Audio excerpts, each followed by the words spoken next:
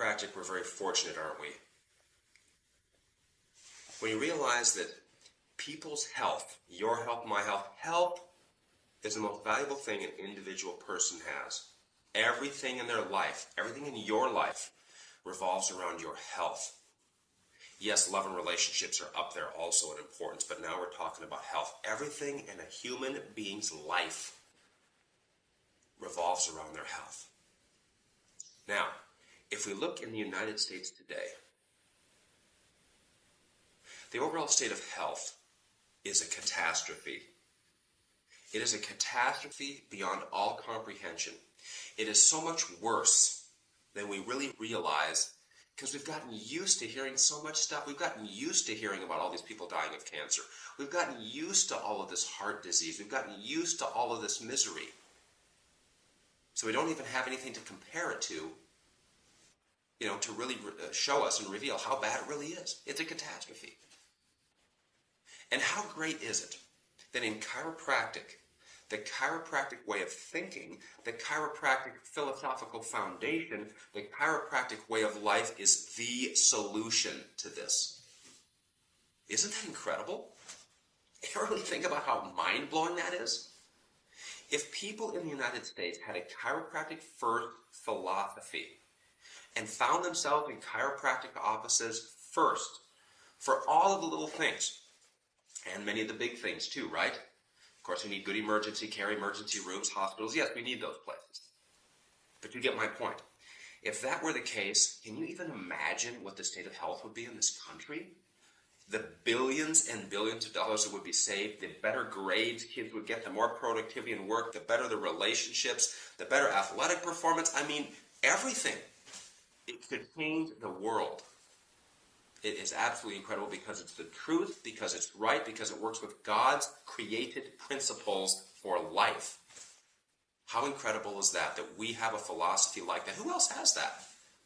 Who else can go to work and stand on the foundation that a chiropractor stands on? And yet many chiropractors out there don't really appreciate it that much, even though they're able to benefit from it. Believe me, every time I get adjusted, I appreciate it more and more and more. The power of what's really going on inside the human body. It is just something we have to have so much appreciation and respect for. Now, a couple things as it relates to that. One of my favorite books, of many books, of course, is the Are You the Doctor book by Fred Barge. Of course, I recommend all of you have it. I've gone through it, and of course, I've turned over a few of the pages, like every one practically, because the book is so incredible. All right, just a couple things I want to mention here. First thing here, and this may seem unrelated, but I'm going to throw this out there first. A couple different things. Appearance often creates or destroys the belief on which confidence is built in the doctor. That's Verlin Thomas, he's an MD. Appearance often creates or destroys the belief on which confidence is built. In addition to that, and he or she heals most in whom most have confidence. It's Henry Barge, Fred Barge's dad. So, for us to even be able to deliver chiropractic, we've got to make sure we appear like we're supposed to appear so that our patients can have confidence in us. It all starts with that. It all starts, your ability to help a human being starts the second they see you. Get that? In the sequence of events, the patient sees the doctor for the first time. That is where healing starts. And then what they say and what they do and their confidence and their certainty and their presence and their science and their art and their skill and their talent and their desire, okay, and all that stuff comes into play. All right? All right. Critically important. Now, so let's go back to this then. Chiropractic science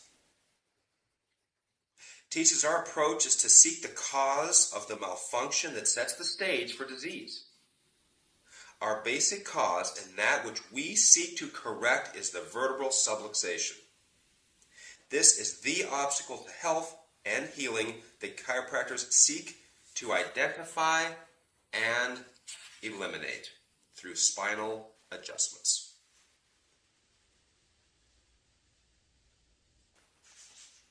There it is. What does a chiropractor do?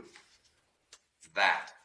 Why does a chiropractor adjust a human being? Because of that. Yes, many other things happen when adjustments are given. Yes, it'll probably improve their mobility. Yes, it'll probably improve their circulation. Yes, it'll elevate their energy. But those are the side effects. Okay? The side effects of the actual goal itself, which is removing subluxation and allowing nerve flow to flow at its maximum. That is what the chiropractor does. And when we do that, who knows what all kinds of good things can happen. But the thing is that we do know is that good things will happen in every human being. It's just a matter of how much. And how fantastic is that? Do you think you can help me, doctor? Yep. Just a matter of how much.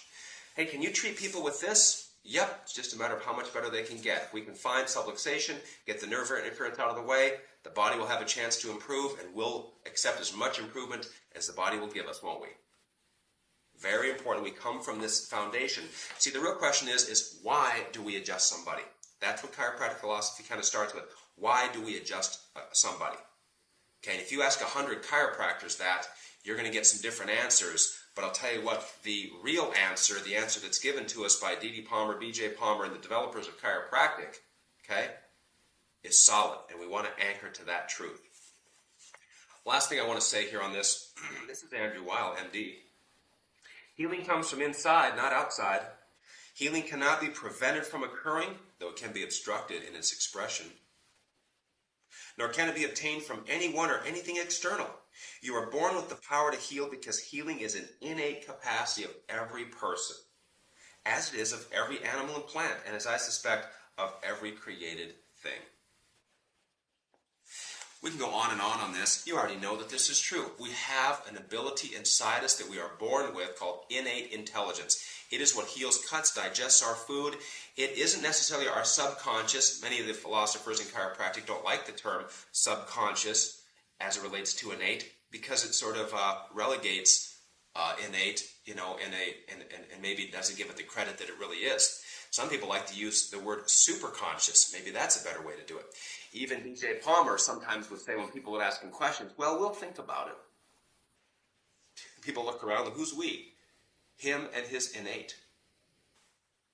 So the point here, the point of this brief video, is to have an appreciation for the chiropractic way of life, to live it yourself with your own chiropractic care, for the chiropractic principle and the chiropractic foundation of removing nerve interference. All right? And how great is that?